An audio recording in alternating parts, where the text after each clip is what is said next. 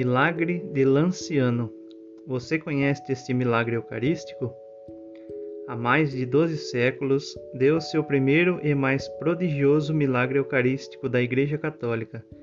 Por volta dos anos 700, na cidade italiana de Lanciano, viviam no mosteiro de São Legosiano os monges de São Basílio.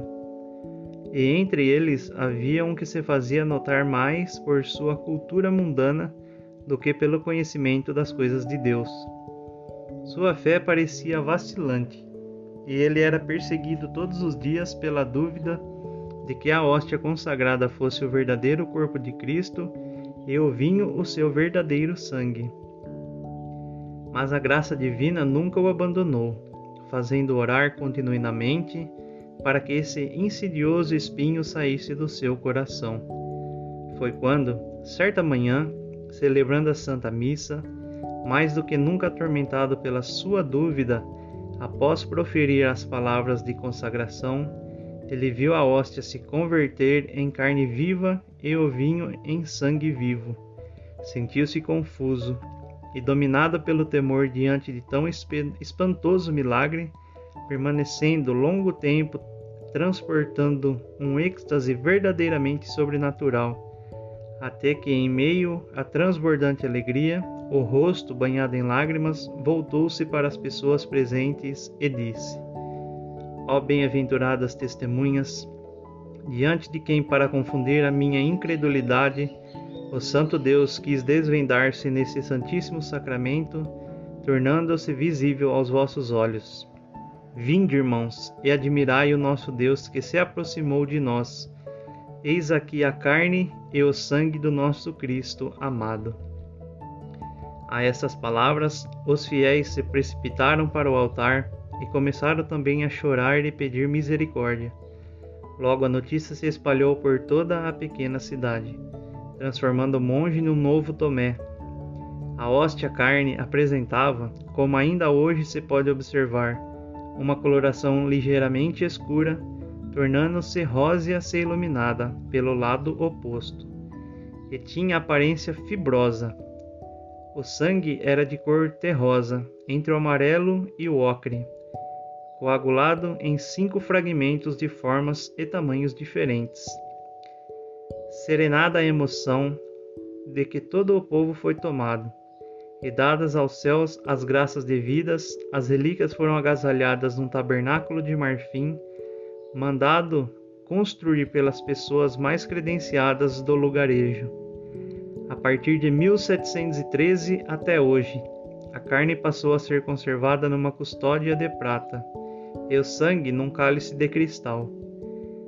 Aos reconhecimentos eclesiásticos do milagre, a partir de 1574, veio juntar-se ao pronunciamento da ciência moderna, através de minuciosas e rigorosas provas de laboratório.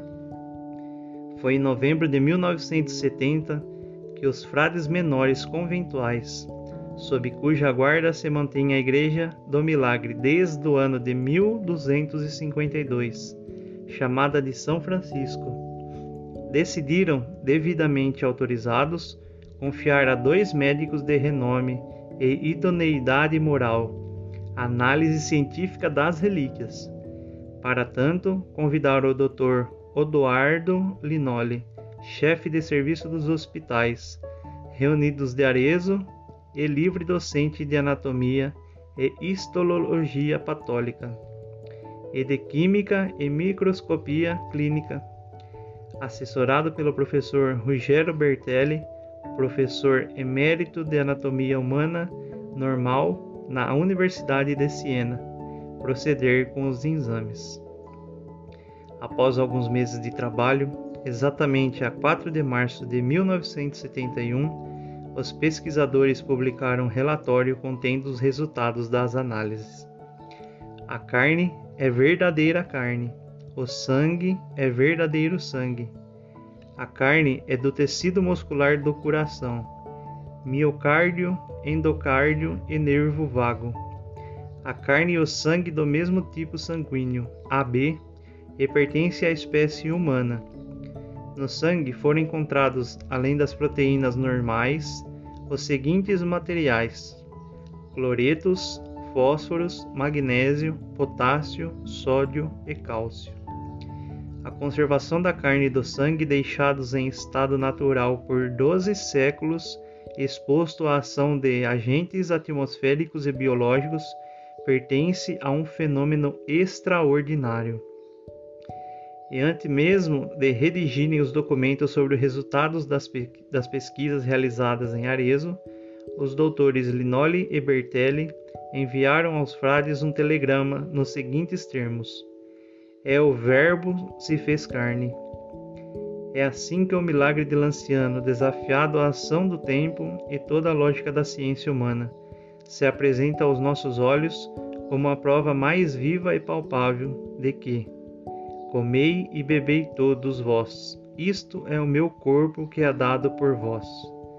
Mais do que uma simples simbologia, como passa a parecer, é o sinal divino de que no sacramento da comunhão está o alimento da nossa esperança, nas promessas de Cristo para a salvação. "Aquele que come da minha carne e bebe do meu sangue tem a vida eterna, e eu o ressuscitarei no último dia." Texto extraído do site Cleófas.